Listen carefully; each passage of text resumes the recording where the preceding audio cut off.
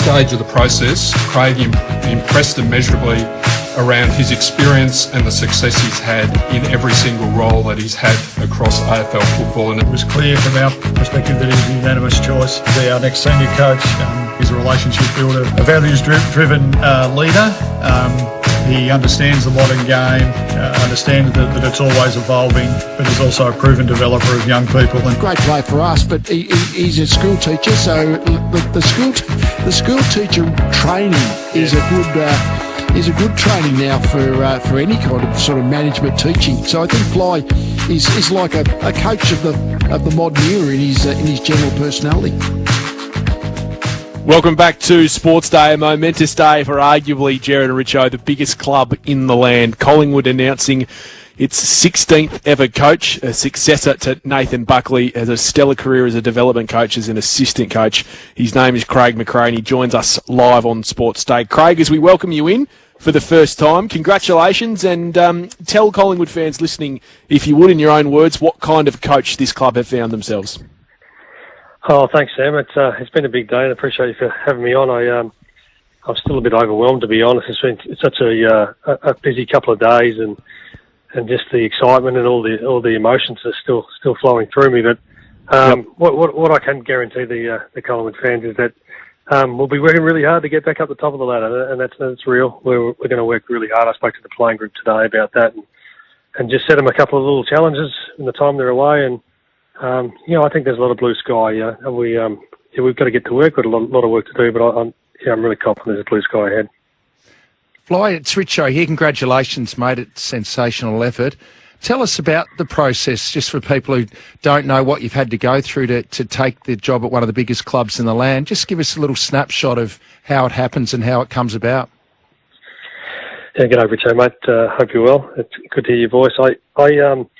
Yeah, it's extensive. I said that in the press conference today, that they didn't make it easy. It's probably about 8 weeks ago. My manager got a call from Righty and just expressed interest and to see if I was interested in going for the role, and then that became a coffee with Righty, and he sort of spelt out what they're looking for. And then the next one was probably the biggest one. There was a presentation, a brief put to me.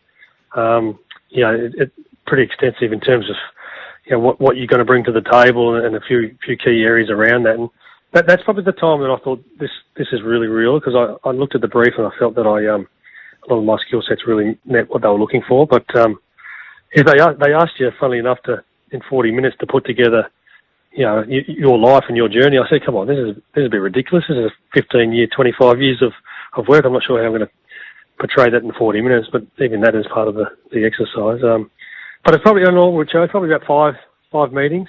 I presented it to the board only on Monday just to get the approval, and that probably went for 30 minutes as well. It was really extensive, and including site checks and background of people you've worked with. It's not an easy job to get, and hence why I'm really grateful for the opportunity. Congratulations, Craig. Great to have you on board the program, and what a fantastic opportunity for you. Can I ask you a question that wasn't asked at the interview, but can you, in 60 seconds, tell us what the next 5 years of your life as a Collingwood coach is going to look like? Yeah, it's a great question. If it's anything to do with anything like the first couple of days, it's going to be pretty hectic. Yep. I think you get these opportunities, Jared, to come on and you do 15 years of experience in my journey, but then you get to work and you go, oh, okay, this is different. So there's going to be a lot of learning, a lot of growing. I'm not a finished product. I'll be striving and doing everything I can to get better and develop this group. So I think the next 5 years is going to be a lot of struggle and then a lot of reward. Pretty similar to the last 5 years of my life, so which I'm really looking forward to. I just behind you there, Richo, just watching Craig kick a goal against the Pies in a grand final. It's ironic how the wheel turns, Craig. Yeah, we don't talk about that, Jared. No. We're very selective in the celebrations of certain success. If you don't make finals within 5 years, would you expect to be reappointed? Oh, I think that's a difficult question, but probably most unlikely. I think I said today that we've got an opportunity to speed up our development as quick as we can. We don't want to put a ceiling on it, but I think 5 years is a long time without making finals. But I don't want to make that a headline, because the reality could be we just continually improve, and improvement might not be measured on wins and losses. Yep. It could be in other areas. So all I can say to you is that the board and I and everybody that in the subcommittee, we're all on the same page. We're aligned that we're going to go through a phase that there's going to be a bit of struggle, and have some patience required. But it doesn't mean that we're not working 100% to try to get better quicker. But that's really where we're at in the minute. Fly, obviously you've had a good close look at the Collingwood list. What are you most excited about? What areas do you think you can really move forward in with that list? Oh, that 10 new players last year through the draft. Going to get potentially the best player in the draft this year, and Nick Dacos comes in. He could be anything according to the reports. I see this just an opportunity to have a clean slate, turn a new page. I think the place has already had a lot of change, and I said to the playing group today, there's opportunity, and there's going to be possibility. Become ready for that. So I think the group's ready for a new direction. The club's ready for a new direction, and I'm lucky enough to be the guy that's going to drive that. Craig, I know it's only day one, but do you actually have a list manager right now, or is Righty going to do the upcoming draft and trade period? Yeah, as far as I'm aware, that's the case. I had a good chat to Righty today. He's so experienced in this field, and Derek Hine the same. Again, I walk in and there's this comfort knowing there's quality people that've got an enormous amount of experience in their roles. So I don't have any concerns around that. I think Roddy's experiences and his reputation speak for himself. Yeah, no, absolutely. You're very lucky to have him there as far as list management's concerned. Can I ask you, though, when you were interviewing for the job, I mean, I can only assume that you had your own thought as to what Collingwood may need to do under your reign with their list, and particularly early in your tenure. Do you think they need to strip it back further? And what I mean by that is put good older players up for trade in order to get higher younger picks through? Not in the short term. The answer is probably no, not in the short term. I think, what's there at the minute, there's some excitement around the youth and the picks. We heavily invested in the draft last year, and again, number one potentially pick this year. I think there's enough young talent there. The balance for me, and I learned this at Hawthorn this year, you just can't have too much youth. You need a balance of experience around them, because it really does stress the others out too much. So that's going to be a delicate balance all year, finding the right mix that doesn't stress too many of the better players. Now, can I ask you, Craig, if you could take one player from your premiership era at Brisbane, and it wasn't Michael Voss, and you could import him at his very best into the side. I think one of your blokes on the couch, Jared, might be listening to this answer. You've got your likes of Lepic. We'll ask you about him as well. You've got the big dog Brown. You've got Lappin. You've got Ackermanis. You've got all of those superstar players. Which one would you like to be picking on your list? Wow.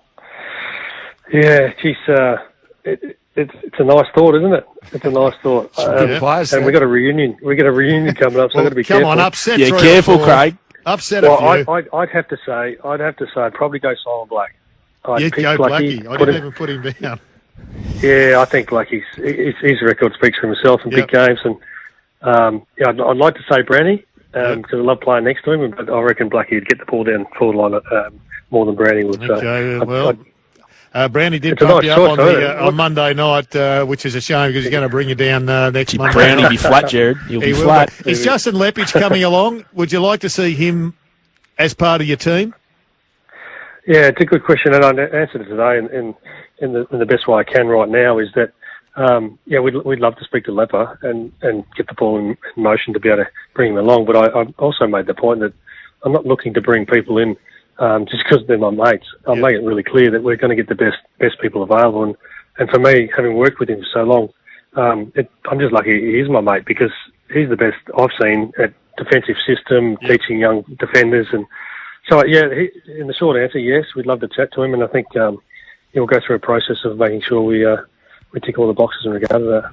And Fly, you've had some good senior coaches to learn off. Obviously, the great Lee Matthews as your coach at Brisbane, but you've now been with Clarko this year and you spent time at Richmond with Damien Hardwick. So you must be thrilled you've been able to work under those. And do you take something away from all of them?